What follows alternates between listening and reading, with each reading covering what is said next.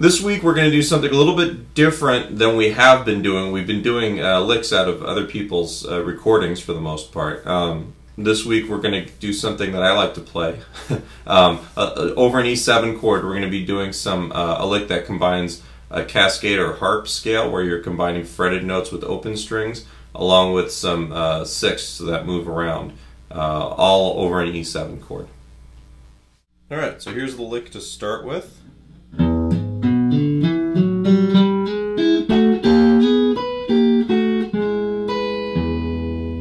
little bit more up to speed.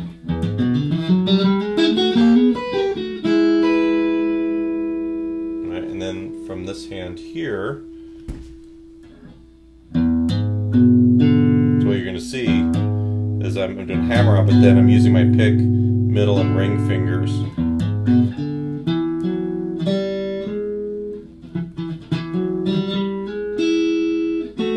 And then when I get to the sixth, I'm using my pick and my middle fingers, and then ring finger on the first string. I try and use the whole hand. Alright, so we're starting off open E string, hammer onto the 4th fret on the E string, so it's open 6th string, 4th fret on that string, 2nd fret on the 5th string, and then open on the 4th string. And what that is just an E7 arpeggio. We're going root, oops, root, 3rd, 5th, 7.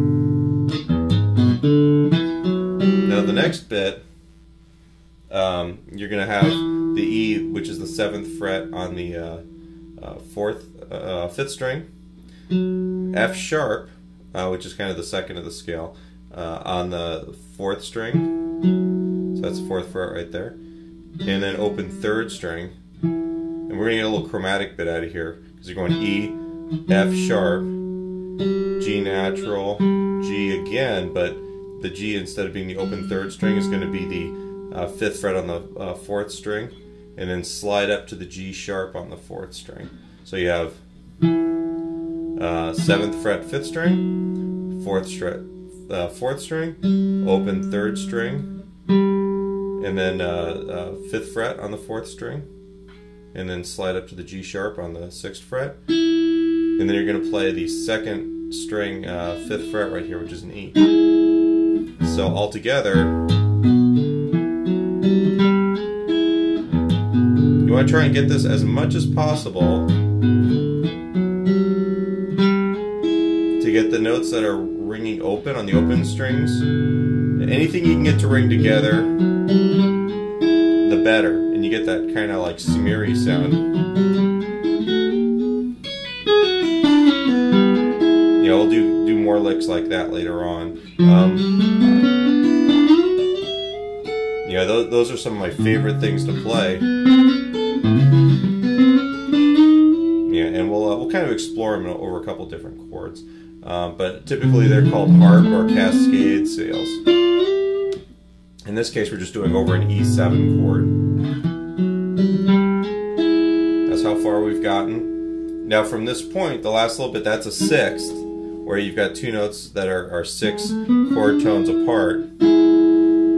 Alright, and you're going from that, which is the 5th fret 2nd string, 6th fret 4th string, and then 7th fret on the 2nd and 4th strings. Notice which fingers I'm using here. This makes it real easy to slide this around. And so you can do it any 2 fingers, and the listener's not going to be able to hear. But the reality is, if you keep your middle finger on the 4th string, it makes it very easy to play the rest of this lick. Alright, so you got the 7th fret, 8, and then slide into 9 on those 2 strings. And I'm hybrid picking. Alright, and once you're up here to the 9th fret with those 2 notes, you've got the 7th fret on the 1st string, and then you're going to go back down, 8, 7 on those 2 strings, and then this is the beginning one, which is the 6th fret on the 4th string, 5th fret on the 2nd string. And then to end it, I'm going to play while that's still sounding, I'm going to play the 7th fret on the 1st string, and then the 6th string open. All right, and it just makes a big, really wide E major chord out of all of that. Alright, so the lick together, I'll play it kind of slow so you can see.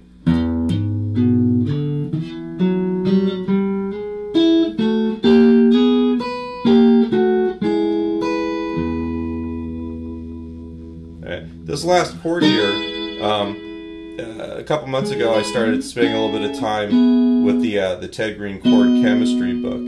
And while it's not super useful, I think, to guys that are just trying to play some rock tunes, there's some really neat chord voicings in there, even if you don't get into the jazz stuff,